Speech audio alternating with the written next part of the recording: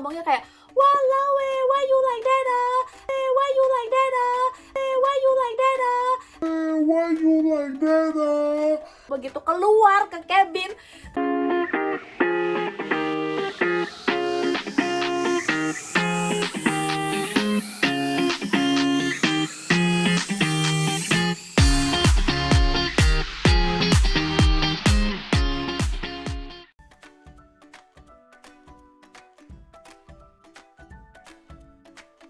Hai guys, balik lagi di YouTube channel aku. Hari ini guys, aku pengen lanjutin video aku yang sebelumnya. Jadi kalau di video sebelumnya itu aku udah ceritain beberapa hal yang bikin aku shock banget pada saat aku tuh baru awal-awal pindah ke Singapura dan join Singapore Airlines.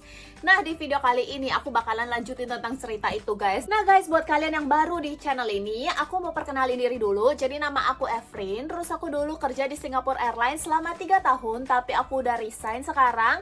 Jadi setelah resign aku pengen banget share ke kalian semua kayak pengalaman-pengalaman aku pada saat aku kerja dulu maupun sebelum aku kerja. Jadi kayak gimana cara aku masuk Singapore Airlines dan lain-lain. Nah, buat kalian yang belum subscribe channel aku, jangan lupa di subscribe dulu guys channel aku, dan juga dinyalain tombol notifikasinya supaya kalian bisa langsung dapat info kalau misalnya aku upload video baru.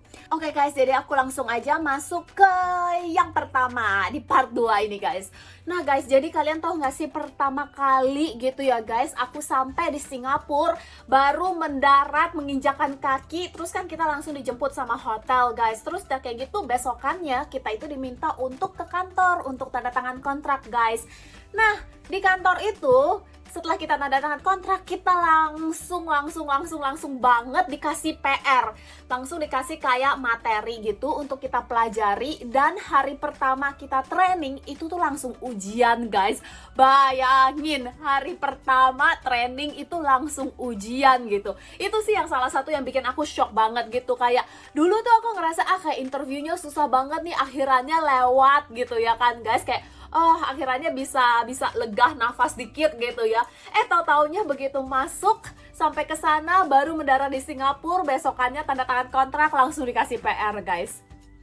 Jadi mereka udah kirimin link gitu, terus kita bisa download, kita bisa nonton videonya, dan ada latihan-latihannya juga. Dan guys, itu lumayan banyak gitu loh guys. Jadi kalian benar-benar harus spend waktu gitu loh buat ngeliatin satu-satu gitu slide-nya dia gitu guys.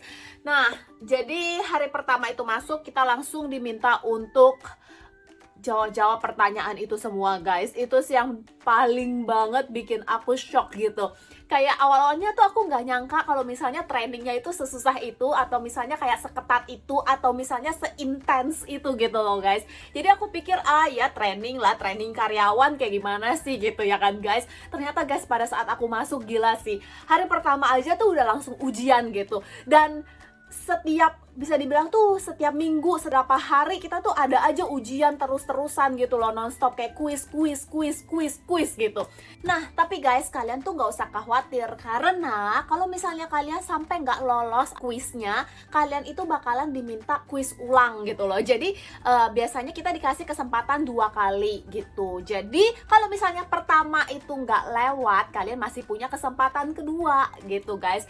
Dan yang aku kaget juga yaitu adalah pada saat aku masuk gitu guys, kita itu trainingnya bener-bener kayak padat banget jadwalnya. Kayak setiap hari itu sibuk banget. Setiap hari itu dari pagi sampai sore itu jadwalnya udah full. Terus udah gitu malam tuh harus belajar. Nah, terus buat kalian yang ketakutan kalau misalnya bahasa Inggris kalian kurang bagus, emang bahasa Inggris kalian tuh harus bagus sebelum kalian masuk interview gitu ya guys. Karena kan pada saat interview juga dalam bahasa Inggris. Nah, tapi kalau misalnya emang kalian udah lolos interview dan udah masuk training, tapi trainer di sana ngerasa bahasa Inggris kalian itu kurang bagus, kalian itu harus ikut kelas tambahan. Ya, diajarin basic bahasa Inggris gitulah lebih gitu.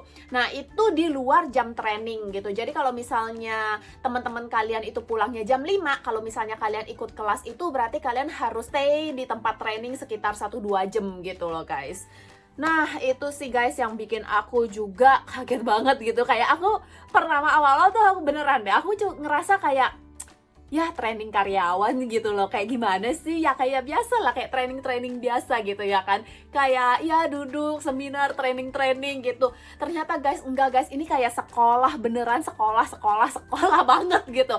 Kayak masuk tuh absen dulu, terus nggak boleh izin sakit. Kalau izin sakit tuh kita langsung dibilang rebatch gitu. Rebatch itu kayak kita itu nggak bisa ikut kelas yang sama lagi karena kita miss 1 hari gitu. Jadi kita itu harus ikut kelas yang baru lagi gitu guys. Nah, jadi kita ikut lagi dari hari pertama, terus mulai lagi hari pertama, kedua, ketiga gitu. Pokoknya kalau kita sakit langsung rebatch gitu. Nah, jadi di situ tuh aku berasa kayak wah gila sih, strict banget gitu guys. Nah nih guys, berikutnya yang kedua yang menurut aku juga aku shock banget pada saat aku awal-awal join, yaitu adalah jadi guys, di Singapore Airlines itu kalian udah tahu kan lah ya, orang-orang Singapura itu mereka suka ngomong pakai bahasa Singlish. Jadi bahasa Inggrisnya ala-ala Singapura gitu. Jadi contohnya mereka tuh kayak kalau di pantry gitu ya guys, mereka itu ngomong sama kolega, ngomong sama kita semua itu ngomongnya mendadak kayak Singlish banget gitu guys. Mereka ngomongnya kayak walau why you like that ayo ring lah like that pokoknya kayak gitu-gitu guys. Terus nanti kalau begitu keluar ke cabin, terus mereka tuh langsung bahasanya profesional banget. Gitu, langsung pakai bahasa Inggris yang baik dan benar gitu. Terus dulu awal-awal sih aku kayak mau ketawa, tapi aku juga ngerasa wah gila mereka jago banget ya gitu. Kayak bener-bener tuh bisa ngebedain yang kayak pakai bahasa profesional sama bahasa sehari-harinya mereka gitu. Dan mereka tuh ngerasa kalau misalnya, dan kita itu ngerasa kalau misalnya balik ke galley, kita itu kayak berasa balik ke rumah gitu guys. Jadi itu kita ngomongnya itu udah nggak pakai bahasa Singlish gitu, dan udah campur aduk dah. Yang Melayu ngomong bahasa Melayu, yang Chinese ngomong bahasa Chinese, pokoknya udah campur aduk dah. Oke guys, berikutnya yang ketiga. Yang ketiga itu adalah, jadi kalian tahu nggak sih guys, kita itu sebagai pramugari, kita itu nggak boleh yang namanya izin sakit sama sekali gitu guys. Nah, sebetulnya kalau dibilang nggak boleh sih boleh, cuman ada konsekuensinya gitu. Ini pas awal-awal aku terbang ya guys. Awal aku terbang, pada saat training kita itu nggak boleh izin sakit. Kalau izin sakit kita harus rebatch. Rebatch itu artinya kita nggak boleh lanjutin kelas kita harus ikut dari hari pertama gitu. Dan kalau setelah kita terbang, kita izin sakit, kita itu nilainya bakalan dikurangin. Seperti yang aku udah bilang, absensi itu masuk ke dalam raport kita gitu ya kan guys. Nah, jadi orang-orang yang bener-bener tuh meniti karir di perusahaan, yang pengen naik pangkat terus gitu, mereka itu kan bener-bener kayak ngejaga rapotnya supaya jangan sampai jelek lah gitu ya guys, karena itu kan sangat penting pada saat mereka mau promosi. Nah, jadi mereka tuh bener-bener ya gitu guys, ngejaga supaya jangan sampai izin sakit gitu. Tapi guys, peraturan ini itu udah dihapus sama perusahaan dari tahun 2017. Jadi semenjak tahun 2017 kita itu udah boleh yang namanya izin sakit gitu. Jadi di sini aku cuma mau kasih tahu aja, dulu itu yang bikin aku shock banget gitu loh guys. Kenapa kok kerja nggak boleh izin sakit gitu ya? Emangnya robot gitu ya kan guys? Sebetulnya dibilang nggak boleh ya boleh, tapi kenapa ada konsekuensinya kayak gitu loh.